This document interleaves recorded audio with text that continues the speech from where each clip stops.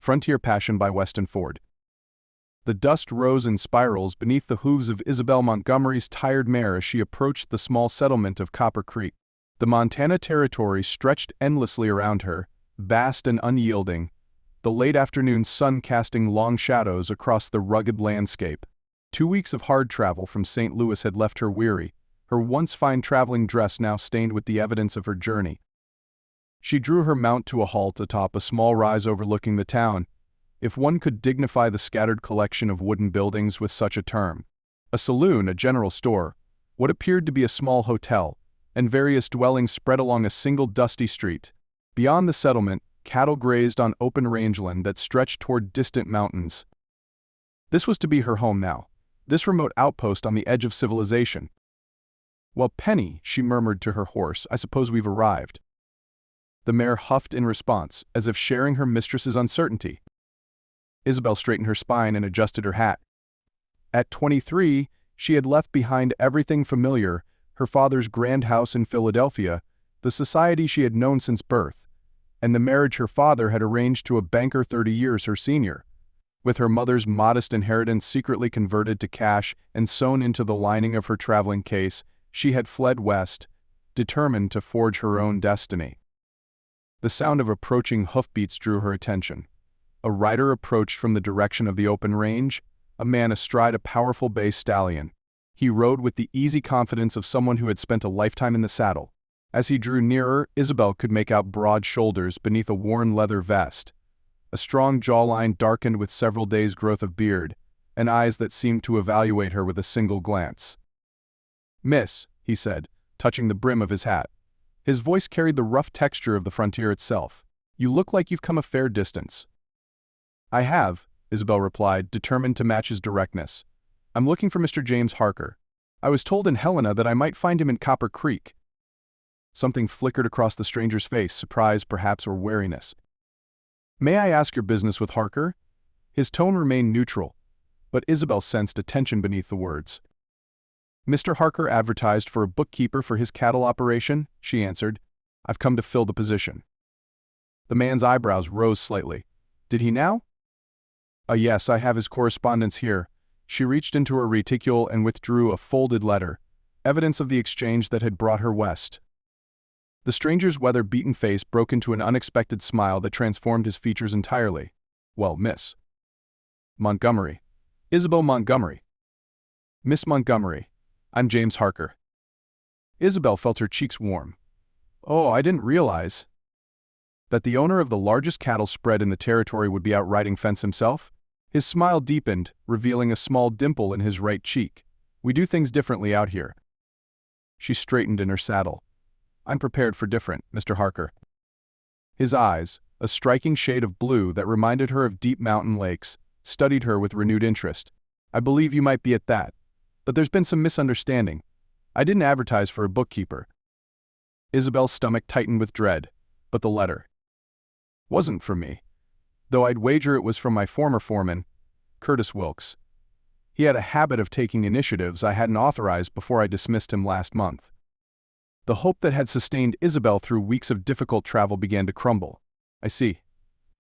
However, Harker continued, noting her expression, "As it happens, I could use someone with a head for figures. My operation's grown beyond what I can manage with just tally books and memory."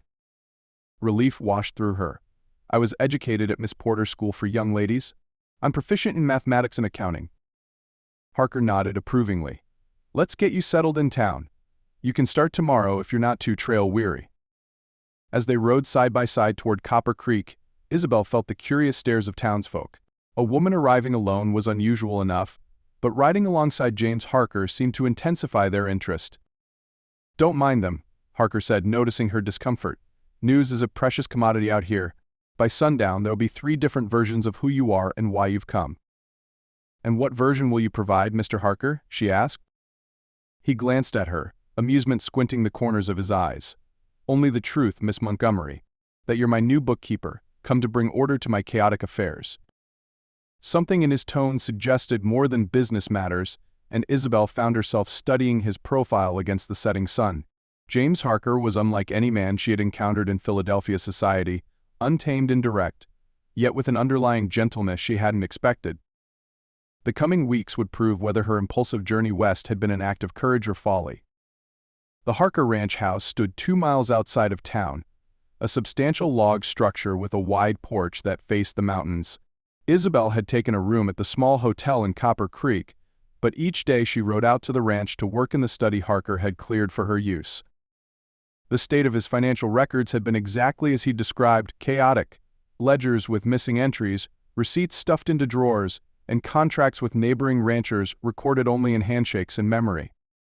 "This is worse than I imagined," she told him on her third day, surrounded by scattered papers. Harker leaned against the doorframe, his shirt sleeves rolled up to reveal strong forearms. "Is it beyond saving?" "Nothing is beyond saving with proper attention," she replied, meeting his gaze. "But you've been fortunate no one has taken advantage of this disorder." "I'm generally a good judge of character," he said, "though perhaps not when it comes to foremen who hire bookkeepers without permission." Isabelle smiled despite herself. "Perhaps that particular misjudgment has worked in your favor." "Perhaps it has." His eyes lingered on her face a moment longer than necessary before he straightened. "I'll leave you to it." As days turned to weeks, Isabelle found herself settling into frontier life with surprising ease. The simplicity appealed to her after Philadelphia's rigid social structures. Here, she was judged by her competence rather than her family connections or marriageability. James Harker proved to be a fair employer, respectful of her expertise and grateful for the order she brought to his business affairs. They often worked late into the evening, discussing cattle prices, grazing rights, and expansion opportunities. Sometimes their conversations drifted to more personal territories: her life in the East, his journey west after the war, books they had both read, dreams they still harbored. "Why did you really come west?" he asked her one evening as they sat on the porch, watching a spectacular sunset paint the sky in vivid oranges and purples. It wasn't just for a bookkeeping position advertised by a man who didn't exist. Isabelle considered deflecting the question but found herself wanting to share the truth. "I was to be married. The match was advantageous from a financial perspective." "But not from others?" "No." She traced the rim of her coffee cup with one finger. "Mr. Collins was 62 years old, a widower 3 times over, and regarded his prospective wife as he might a prized cow, valuable for breeding and status, but not particularly worthy of consideration otherwise." Harker's expression darkened. "Your father arranged this?" "After my mother died, he seemed to forget I was a person with thoughts and feelings of my own." She looked out toward the distant mountains, "so I reminded him by disappearing." "Brave," Harker said quietly. "Desperate," she corrected, "and perhaps a little foolish. I had no guarantee of finding employment or safety." Sometimes the greatest courage looks like foolishness to those who've never been cornered. He studied her profile in the fading light. "I'm glad your desperate journey brought you here." The simple sincerity in his voice stirred something within her, a fluttering sensation she hadn't experienced before. "As am I," she admitted softly. Autumn arrived with brilliant colors and crisp mornings. The cattle operation ran smoothly under Harker's management and Isabelle's meticulous record-keeping. What had begun as a professional relationship had evolved into something deeper, a partnership of minds and, increasingly, of hearts. They never spoke of it directly, but it existed in the lingering glances, the casual touches as they exchanged documents, the way conversation flowed between them without effort or pretense. The annual cattle drive to the railhead in Wyoming had taken Harker away for 3 weeks in September. Upon his return he had brought Isabelle a gift, a leather-bound copy of Tennyson's poems that he'd purchased from a bookseller in Cheyenne. "I thought you might enjoy this during the long winter evenings ahead," he'd said, almost shyly. Now, as October painted the landscape in amber and gold, Isabelle found herself riding alongside Harker to inspect a section of fencing on the northern boundary of his property. The day was perfect cool but sunny, with a gentle breeze carrying the scent of pine from the distant mountains. "I've been meaning to ask you something," Harker said as they dismounted near a small stream to rest their horses. "Yes?" Isabelle watched as he removed his hat, running a hand through dark hair that curled slightly at the ends. "Your contract as bookkeeper was for 6 months. That time is nearly up." Her stomach tightened. "Are you dissatisfied with my work?" "Quite the contrary." He stepped closer, his expression earnest. "I'm hoping you might consider staying on, indefinitely." "Indefinitely." she repeated, her pulse quickening. Yes, he took her hand, his calloused palm warm against her skin. Isabelle, I realize this may seem sudden, though God knows I've thought of little else these past months. You came here seeking freedom and a new beginning.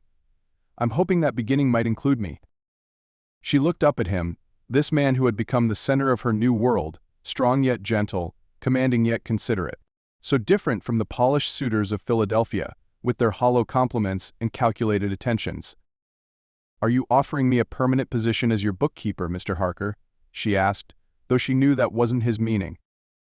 A smile tugged at the corner of his mouth. I'm offering you a permanent position in my life, Miss Montgomery. As my wife, if you'll have me. The directness of his proposal, so like the man himself, left her momentarily speechless. No flowery speeches or grand gestures, just simple, honest truth. I came west seeking independence, she said finally. I wasn't looking for marriage. His face remained steady, though something vulnerable flickered in his eyes. Independence and marriage needn't be mutually exclusive, not with the right partner. And you believe you're the right partner? I believe we could build something remarkable together. He gestured toward the vast landscape surrounding them. This land has taught me that the strongest things grow from partnership, be it man and horse, rancher and land, or husband and wife, each respecting the other's nature while working toward common purpose. Isabelle considered his words. In Philadelphia, marriage had meant subjugation, the erasure of a woman's identity beneath her husband's authority. But here, standing on the Montana frontier with James Harker, she glimpsed a different possibility. Yes, she said finally, her voice clear and certain, I will stay, indefinitely. The joy that transformed his features was answer enough to any lingering doubts.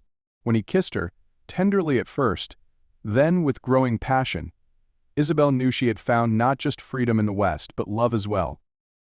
They were married by the circuit preacher on the first snowfall of winter, with the entire settlement of Copper Creek in attendance. The ceremony was simple, the celebration afterward lively with music and dancing that continued well into the night. When they finally returned to the ranch, their home now, James carried Isabelle across the threshold in the old tradition. Welcome home, Mrs. Harker, he said, setting her gently on her feet in the main room, where a fire blazed warmly in the stone fireplace. It feels like I've been home since I arrived, she admitted, reaching up to touch his face. I just didn't recognize it immediately. Sometimes the best destinations are the ones we never planned to find. He took her hand, bringing it to his lips. I never expected to find you, Isabelle. Now I can't imagine my life without you. Outside, snow continued to fall, blanketing the rugged landscape in pristine white. Inside, warmth and promise filled the sturdy log house. Isabelle had journeyed west seeking escape and independence. Instead, she had found something far more precious, a love born of respect and understanding, as vast and enduring as the frontier itself. As James drew her into his arms, Isabelle knew with absolute certainty that her desperate flight from Philadelphia had been neither an act of courage nor folly, but of destiny.